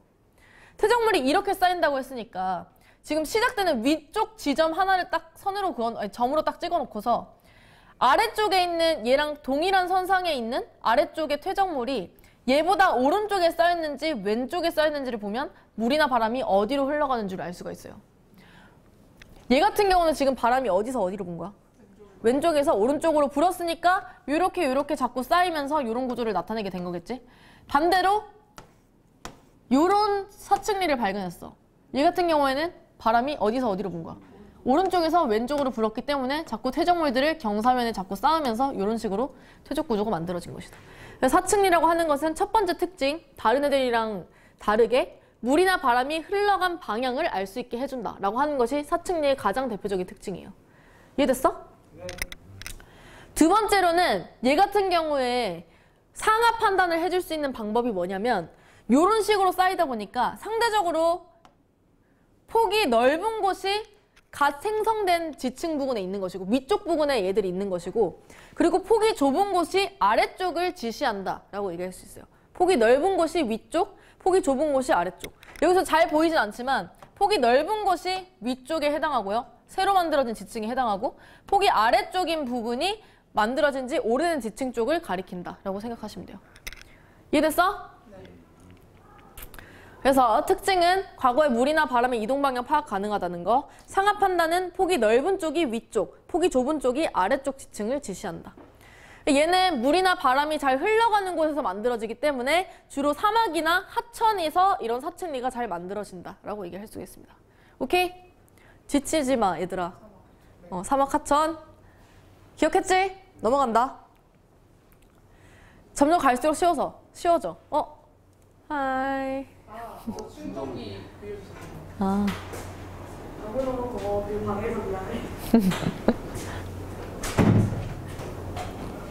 두 번째는 점이층리. 점이층리 뭐게? 입자 크기가 아래에서 위쪽으로 갈수록 점점 작아지는 층리를 점이층리라고 얘기를 한다. 점이층리. 얘기해봐. 얘기해보래. 생각해봐. 얘기는 내가 할 것이고. 보면 아까 우리 퇴적물 입자 크기 여러 개 배웠잖아. 쇠설성 퇴적물로 한번 구분을 해보면 입자 크기 2mm 이상인 거 뭐라고 불렀지? 자갈. 16분의 1에서 2mm 사이. 모래. 16분의 1 이하. 실트나 점토. 얘네들을 내가 어디에서 다 주워가지고 한 대 모여놓고 갑자기 겁나 깊은 수조를 하나 가져와서 너무 열받아가지고 에라이 타면서 막 흔들어 놓고 갑자기 여기 확 부은 거야. 누가 먼저 가라앉게? 자갈이 먼저 가라앉고 그 위에 모래 쌓이고 그 위에 실트나 점토 쌓이겠지. 그런 것처럼 중력적인 작용에 의해서 여러 가지 퇴적물들이 한데 모여 있을 때 걔네를 깊은 심해저 바닥 혹은 깊은 호수 바닥으로 한 번에 딱 떨어뜨리게 되면 중력에 의해서 입자가 큰 애들이 먼저 가라앉게 되고 조그마한 애들은 스물스물 부유하다가 천천히 가라앉게 되면서 이런 구조가 만들어지게 된다라고 얘기할 수 있는 거지. 이해됐어? 이때 특히나 대륙붕, 완만한 대륙붕 부근에서 갑자기 얘들이 고요하게 여러 가지 퇴적물들이 딱 놓여있는 상태였는데 갑작스럽게 해저 지진 같은 것들이 왕 하고 발생을 하게 되면 여기에서 작은 입자건 큰 입자건 상관없이 우르르르르 이 대륙사면 아래로 막 떨어지게 돼. 이때 여러 가지의 퇴적물 입자들이 같이 섞여서 비탈 아래로 떨어지는 이 흐름 자체를 무슨 류? 저탁류라고 이야기를 한다. 무슨 류? 저탁류라고 얘기를 한다. 그래서 저탁류, 점이층리의 특징으로는 저탁류에 의해서 잘 생성된다라고 얘기할 수가 있겠고 상하 판단을 해보시오라고 얘기를 한다면 당연히 입자 크기가 큰 데가 입자 크기 큰 곳이 틀렸죠. 졸다가 큰 곳이 아래쪽을 지칭하고 그다음에 입자 크기 조그만 곳이 위쪽임을 시사한다라는 거. 그리고 이런 문제도 나와. 점이층리는 육상 환경에서 생성된다. OX? 아니죠 라고 답 나오지. 근데 이렇게 해서 틀린 사람 진짜 많아. 봐봐. 깊은 호수에서도 생성될 수 있게 없게? 있어. 깊은 호수에서도 어쨌든 여러 가지 한데 모인 여러 가지 퇴적물 크기를 가진 그 흐름이 갑자기 와다다다 하고 쏟아지게 되면 당연히 중력에 의해서 커다란 입자가 아래쪽에 쌓이고 작은 입자가 위에 쌓일 수밖에 없어. 근데 기본적으로 우리가 저탕류에 대해서 들으면서 내가 막 해저지진 이런 얘기를 하다 보니까 그냥 보통 일반적으로 이거 대륙 사면에서 잘 생긴다 그랬는데 그러면 육상 환경에서 안 생기잖아. 틀렸어. 하다가 틀려버리는 거야. 깊은 호수, 어쨌든 수심이 엄청 깊으면 이런 점이층리는 무조건 생성이 될 수 있고 여기서 깊은 호수라는 것은 무슨 환경에 속해? 퇴적 환경 중에? 육상 환경에 속하기 때문에 점이층리는 육상 환경에서 생성된다라는 지문은 맞는 지문이 되는 거예요. 오케이? 이거 낚이지 마. 이것도 저번에 학평에 한번 나왔었던 것 같아. 낚인 사람이 굉장히 많아. 깊은 호수에서도 생길 수 있다라는 거. 점이층리 끝. 넥스트 연흔. 연흔은 뭐게? 물결 자국을 연흔이라고 얘기를 한다. 물결 모양의 그대로 퇴적물에 나타나 있는 퇴적 구조를 연흔이라고 얘기를 하고 얘 같은 경우에는 수심이 얕은 곳에서 잘 생성이 됩니다. 수심이 깊은 곳에서는 안 생겨. 왜냐면 이렇게 물이 흐름이 왔다 갔다 하는 과정에서 얘들이 수심이 너무 깊어버리면 실제로 물입자의 이동에 의해서 바닥면에서 물이 첨벙첨벙 찰랑찰랑 왔다 갔다 하면서 왔다 갔다 하는 그 사이사이 물입자와 물입자가 운동하는 그 사이 틈 사이 뾰족한 부분이 이렇게 퇴적돼서 쌓이는 거거든. 그래서 이런 물결 자국이 나타나는 것인데 실제로 수심이 너무 깊어버리면 표면에서 물입자 운동이 백날 일어난다고 한들 바닥면까지 영향을 못 줘. 그래서 수심이 얕은 곳에서만 생성되는 게 바로 연흔의 특징이고 어느 곳을 봤는데 연흔이 있다라고 한다면 그때 당시의 퇴적 환경은 수심이 얕은 물밑이었구나 라고 판단을 해야 되는 거야. 이해됐어? 연흔이라고 하는 것은 이렇게 우리가 알다시피 파도 모양 물결 자국으로 나타나 있고 얘 같은 경우 상하 판단을 하고자 한다면 뾰족한 쪽이 위쪽이다 라고 이야기를 해야 되는 거지. 예를 들어서 어떤 지층을 봤는데 어떤 지층에서 연흔이 슉 지층을 봤는데 이렇게 생긴 거야. 여기가 A지층 A지층 그리고 여기가 B지층 이라고 얘기를 한다면 둘 중에 누가 최근에 생성된 지층일까요? B라고 얘기를 해내는 거겠지. 정상적이라면 만약에 이 연흔이 없었다면 실제로 누가 가장 최근에 생겼다고 추측을 할 수 있어? A가 최근에 생겼구나 라고 추측을 하지만 연흔이 발견됨으로써 뭐야 얘 뒤집혀 있네? 그러면 지층이 뭐 된 거구나 역전된 거구나 라는 판단을 할 수가 있기 때문에 연흔을 보아하니 B지층이 더 새로 만들어진 지층이구나 라고 얘기를 해야 되는 거겠죠.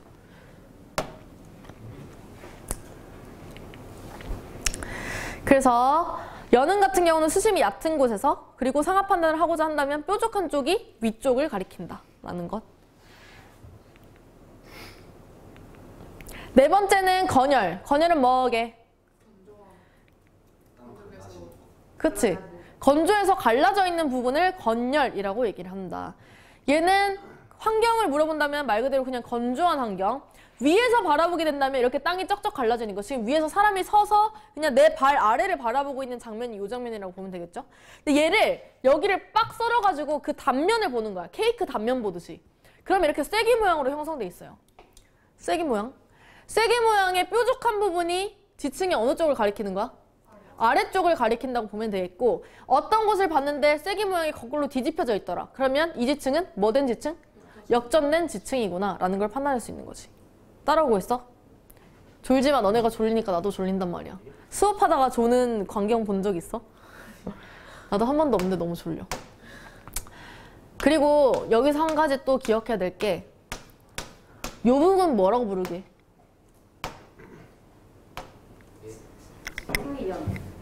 맞아. 사람이 이렇게 서 있잖아. 이 사람이 서 있는 요 구간 대충 어느 부분인지 알겠지? 여기는 지층면이라고 불러요. 잠깐만. 빨간색으로 할걸. 지층면.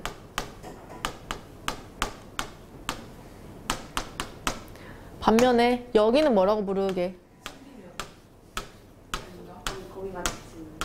얘는 지층 단면이라고 불러요.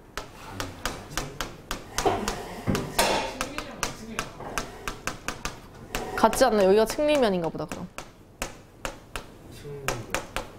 층리면이라는 용어를 많이 쓰나?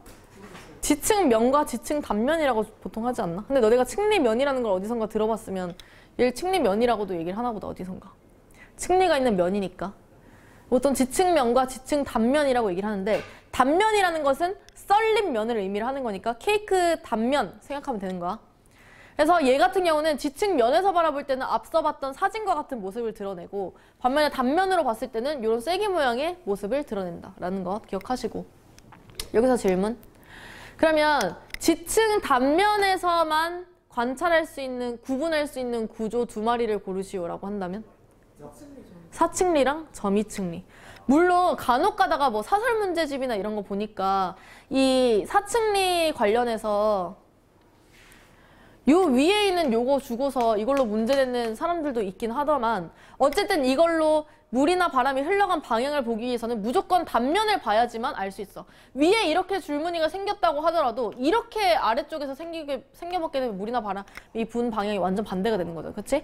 그래서 얘 같은 경우는 무조건 단면을 봐야 되고 마찬가지 점이층리 같은 경우도 위에서 바라보면 그냥 입자가 고운 애들만 막 쌓여있는 거지. 무슨 그 투시 능력이 없는 한 아래쪽에 두꺼운 입자가 쌓여있는지 안 쌓여있는지 어떻게 알아? 위에서만 바라본다면. 그치? 얘 같은 경우도 단면에서 바라봐야 이런 점이층리의 구조를 알 수가 있다라는 것. 그리고 연흐는 지층면에서 본다면, 층리면에서 본다면 이런 물결 자국의 모양을 볼 수가 있는 것이고 반면에 얘를 단면에서 본다면 뾰족뾰족한 이런 파도 모양을 관찰할 수 있다. 그리고 건열 같은 경우도 면에서 보는 거랑 단면에서 보는 거랑 좀 차이가 있다라는 것. 괜찮? 예. 오케이. 사층리, 점이층리, 연흔, 건열 이렇게 있고 여기서 사층리 살펴보게 되면 여기서 물이나 바람이 흐른 방향은? 왼쪽에서 오른쪽. 지금 줄무늬가 이렇게 형성돼 있죠. 줄무늬래. 층리가. 그치? 그러다 보니까 위쪽을 기준으로 해서 아래쪽이 어디론가 흘러가는가를 본다면 물이나 방향이 이쪽으로 흘러갔겠구나 라는 걸 판단할 수 있겠죠. 아래쪽에서도 마찬가지. 이것을 사층리라고 얘기를 한다.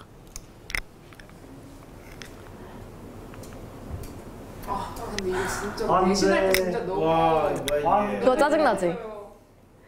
이거 한번 보면 마지막 한반도 퇴적지형. 한반도 퇴적지형을 보게 되면 굉장히 다양한 것들이 있는데 나도 이거 너무너무 외우기 싫어가지고 수능 전날까지 이거를 종이로만 적어놨다가 결국에는 수능 날도 에라 모르겠다 안 나오겠지. 근데 틀렸어. 왜 불길한 예감은 틀린 적이 없는가? 저 내신할 때 쉬는 시간에 그러니까 외우기 싫어가지고 끝까지 미루다가 외우는 게 이거야. 그래도 같이 한번 해볼게. 오랫동안 기억이 날지 모르니까.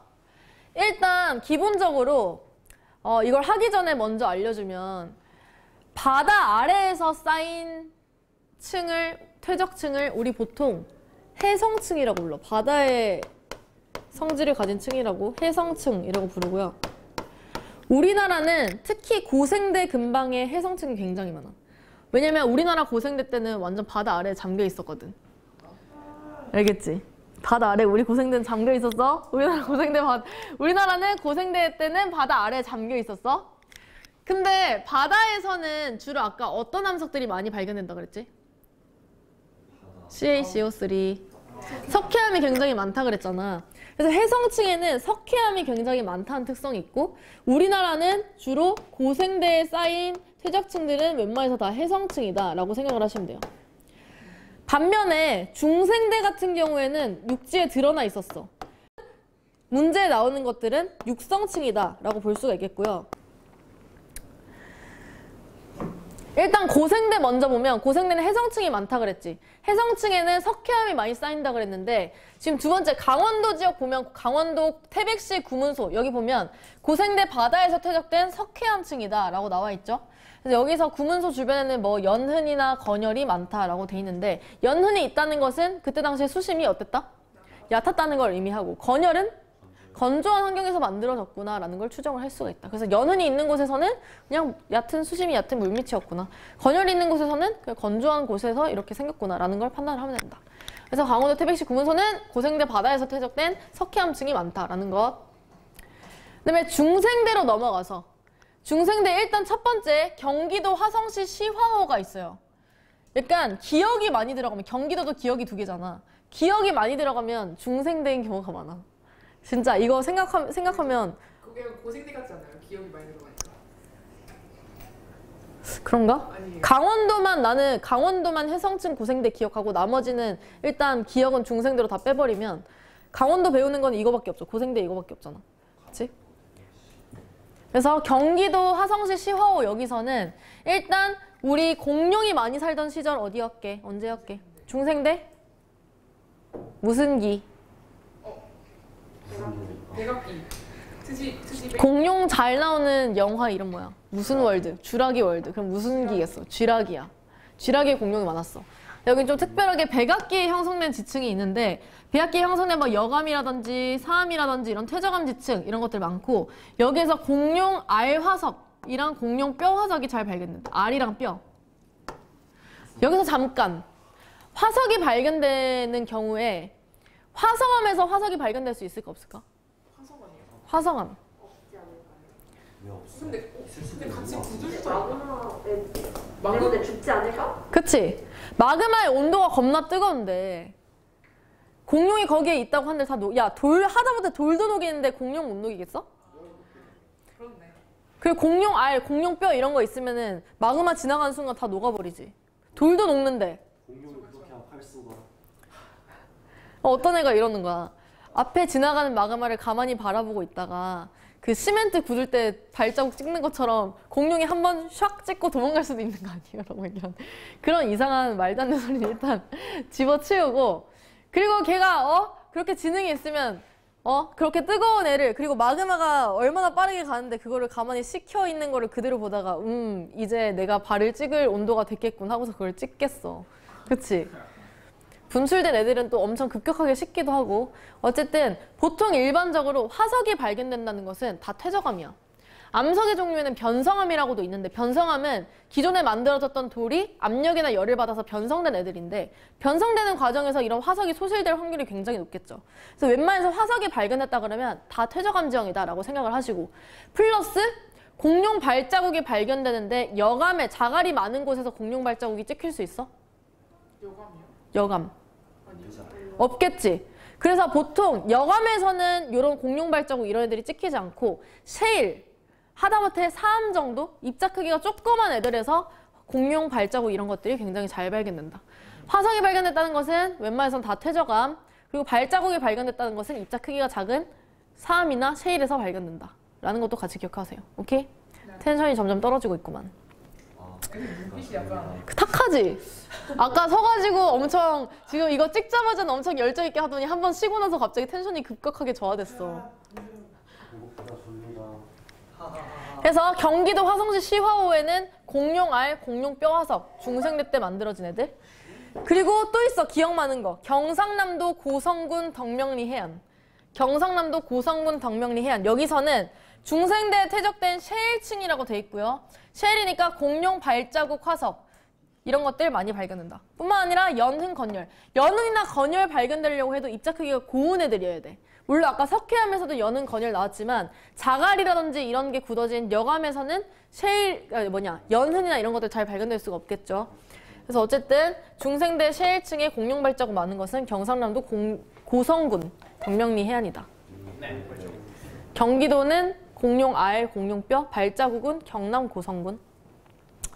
이건 잘 안 나올 것 같긴 한데 전라북도 부안군 채석강이라고 하는 곳에서는 그냥 뭐 다른 거 공룡 발자국 이런 것보다는 그냥 중생대 후기에 호수 밑바닥에서 쌓인, 호수에서 쌓였다는 것은 육성층이라는 거야? 해성층이라는 거야? 육성층이라는 거지, 그치? 호수 밑바닥에 생성된 후 오랜 세월 파도에 침식되어 드러난 퇴적층이 시루떡처럼 차곡차곡 쌓여 있다. 고생대 때 쌓인 거 지역 한 군데 어디? 강원도. 그냥 강원도 고생대 이렇게 기억하시고. 그 다음에 공룡 알 화석. 경기도 일단 먼저 기억하시고. 그리고 공룡 발자국. 무슨 해야. 경남. 경상남도 고성군. 고성만 기억하시고. 고성. 그리고 채석강은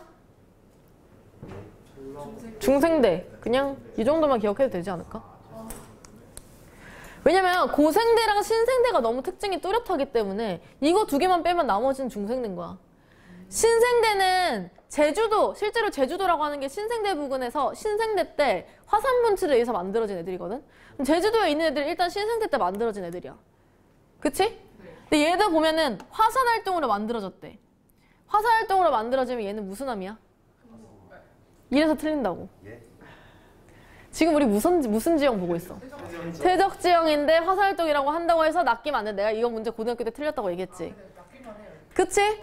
화산 활동으로 만들어진다고 100% 화성암이 아니야. 화산 활동에 의해서 마그마가 굳어지면 화성암이지만 화산 쇄설물이 굳어지면 무슨 암이다? 퇴적암이라는 거. 얘가 가장 나 진짜 이거 정확히 이 문제 틀린 거야. 수월봉. 그래서 내가 수월봉을 절대 안 까먹어. 화산 활동으로 형성된 퇴적지형으로, 퇴적지형이라고 하는 것은 화산 재가 쌓인 애들, 물론 화산 암계 이런 애들, 화산 집괴암, 화산 강력암, 그리고 라필리 응해암 이런 애들도 있겠지만 얘는 대표적인 응회암 지층 중에 하나이다. 그래서 보면 퇴적암 같은 경우는 겹겹이 층층이 쌓여있는 층리가 드러난다는 것이 가장 대표적인 퇴적암의 특징인데 여기서 보면 이렇게 퇴적암의 층리가 잘 나타나 있어요. 근데 어릴 때는 어떻게 생각했냐면 화산 활동? 아씨 이거 근데 퇴적 지형이라네? 아 화성암인가 퇴적암인가 하다가 마그마가 이게 이렇게 분출되면서 굳어져도 이런 모양이 생길 수 있지 않을까? 그냥 주변에 어디 긁혀가지고 생길 수도 있지 않을까? 근데 화산 활동이라는 게 너무 명확하니까 퇴적 지형이라는 거는 그냥 못 보고 아 화산 활동이면 그냥 화성암이겠구나 하고서 체크했다가 틀린 거야. 그래서 어쨌든 화산 활동으로는 화산 쇄설물에 의해서도 퇴적 지형이 만들어질 수가 있고 얘 수월봉은 대표적인 응회암 지층이다라는 거. 별로 안 헷갈리지 않아 이렇게 하면? 강원도 태백시 구문소 무슨 시대? 고생대. 무슨 층? 해성6성. 해성층. 해성층이면 뭐 많다 그랬어? CaCO3. 석회암 많다. 그럼 여기 석회암 많다. 뭐 연은 건열 이런 거 많겠고. 그 다음에 신생대 지층. 제주도. 일단 대표적으로 제주도인데 퇴적암이니까 화산 쇄설물에 의한 제주도 수월봉. 응회암 지층이 제주도 수월봉이구나. 이거 기억하면 아 화산 활동에서 쌓인 퇴적물이다. 퇴적암 지형이다. 그리고 나머지는 중생대구나. 예를 들어 경기도 시화호 뭐 발견된다고 했지 아까? 공룡알, 공룡뼈. 경남 고성군 공룡 발자국. 그리고 채석강. 무슨 시대? 뭐 특징은 없었어. 그냥 중생대에 만들어진 애들. 이렇게 기억하면 끝. 아 그럼 그냥 강원도랑 제주도. 그러니까 얘랑만 구분하면 나머지는 그냥 중생대인 거야 사실상. 우리 교과서에 나오는 걸로는. 그리고 하나는 그냥 추가적으로 내가 어디선가 가지고 온 건데 얘는 말 귀처럼 생겨서 마이산이다. 말 맞자에 귀 이자 써서 실제로 이거는 내가 지어낸 거 아니야. 말 맞자에 귀 이자 마이산이야. 전북 마이산. 얘는 여감이 굉장히 많아요. 그래서 이 역들이 떨어진 자국을 뭐 타포니라고 얘기를 하긴 하는데 사실 타포니는 우리 교육과정에 나오는 얘기는 아니고 어쨌든 그냥 여감으로 구성된 산이 있어서 그냥 하나 가져와 봤어. 마이산은 여감이다 라는 것만 추가적으로 하나 더 기억해두면 완벽하지 않을까. 일단 여기서 끝. 자 이거 뭔가요? 사층리. 얘는 어디서 어디로 물이나 바람이 흐른 거죠? 왼쪽에서 오른쪽. 얘는 점이층리. 상하 판단할 때 뭘 기준으로 판단하죠? 입자 크기가 큰 게 아래쪽, 작은 게 위쪽. 얘는 연흔. 뾰족한 쪽이 위쪽. 얘는 건열. 쐐기 모양의 아래쪽이 아래를 가리킨다. 여기는 뭐라고 부른다? 측리면 혹은 지층면. 여기는 지층 단면이라고 부른다라는 거. 그래서 연흔이나 건열은 위에서도 그 구조를 뚜렷하게 볼 수가 있다. 네. 일단 여기까지. 사실 내 목표는 하나 더 하는 거거든. 저 이제 가야 될 것 같은데. 그치? 그만할까? 그만할까? 오늘은 여기까지. 약간 아쉬우세요? 어. 왜냐면 나의 목표는 다리 뻗고에. 지질 구조까지 다 하는 거였거든. 불가능할까? 그럼 우리 1시간 밀리는데. 안 돼. 근데 실상 이걸 다 하고자 하려면 너무 많은데? 내가 너네한테 보내준 그거 없구나. 그거 있는 사람. 내가 보내준 그거. 그거 계획서. 뻔히 있잖아. 카톡방에 있어. 내가 폰을 다른 걸 들고 와서. 그치. 지질 구조까지 다 해야 돼. 우리 보충해야겠다. 안 돼. 근데 영상으로 봐도 되지 않아요? 그럼 나 혼자 영상으로 지질 이거 찍으라고? 근데 그거 너무 그냥 그러면 월수금 오면 되는 거 아니야? 야, 오늘 하루는 월수금 오자. 어때? 이게 다음 주에 월요일이라 왜냐면 육모 전까지는 끝내야 되잖아. 근데 내가 볼 때 지사학 법칙 다음 주 월요일에 늦기 시작하니까 그때 지질구조 한 개만 하고 수요일 날 2개 하면 되는 거 아니에요? 안 돼. 아니면 다음 시간에 왜냐면 이거 한 덩어리를 내가 이렇게 잡아놨거든. 저 3개요? 이렇게. 사실 말도 안 되는 거지. 절대 연령이 너무 적어서. 절대 연령 근데 총정리를 한 번 안 해도 되긴 해. 근데 총정리 안 하면 나는 약간 내가 찝찝해서 너네가 다 까먹을까 봐. 고체지구 한 번 다 끝나고 고체지구 총정리 한 번 할 거거든. 그냥 과자 사와서. 총정리 시간에 남은 걸 하면 안 돼요? 그럼 총정리를 못 하는 거잖아. 그래요? 저 3개 하고 하루 저 종일 뒤에 3개 하려면은 지질구조 알아야 돼. 총정리가 지금까지 지구의 변동이랑 지구 역사 이 전체를 정리하는 거야. 고체지구 전체를. 1시간 다 해도. 근데 어차피 다 끝나야지 하는 거예요. 총정리? 예. 저 어. 뒤에까지 다 해야 근데 우리 계획대로 해서 육모 전까지 다 끝내려면 하루를 보충 수업을 해야 돼. 무슨 상관없어요. 저도 상관이 없어. 네. 다음 주 수요일에 하면 되는 거예요. 그러니까 보충하자. 월수금. 근데 다음 주 월요일에 나 그것 때문에 늦게 하잖아. 그렇지. 그럼 늦게 하면 이거 하나만 하지. 제가 물어본 게 저 뒤에 3개를 나이스 아이디어. 그러면 다음 월요일에 4시 10분에 시작하니까 거기서 이것만 하고 월요일에 그 수요일에 이걸 나가자. 어때? 금요일에는 그 다음 진도 해야지. 이거 수요일에 이거 다음에 우리 그 계획서상에 다음 주 금요일이 총정리 시간 아니야? 쌤 제가 말한 건 이번 주 금요일 말한 나 맞네? 그러니까 다음 주 월요일에 이거 하고 다음 주 제가 말한 그다음에 이번 거는 주 저 금요일 뒤에 날 3개를 뭘 해야? 안 보고 이게 이번 주 금요일? 이게 다음 주 월요일? 네, 그렇게 그치? 오케이. 그래 좋아. 오케이. 그리고 수요일에 총정리. 나이스 굿. 그냥 다음 주 총정리할 때 각자 과자 사오는 걸로 어때? 과자 파티를 하면서. 예스 갑자기 기분이 좋아졌어. 고민이 해결됐어. 과자 파티가 아니라 난 진도 고민이란 말이야. 먹어도 괜찮은데. 야 그럼 뭐 먹을 거 가져. 막 컵라면 같은 거 가져와도 돼. 컵라면은 물을 넣을 수 없지 않을까요? 물을 어디서 붓는 거야? 자, 다들 예은이와 경호한테 인사하도록. 안녕. 안녕, 우리는 간다. 안녕. 너는 찍고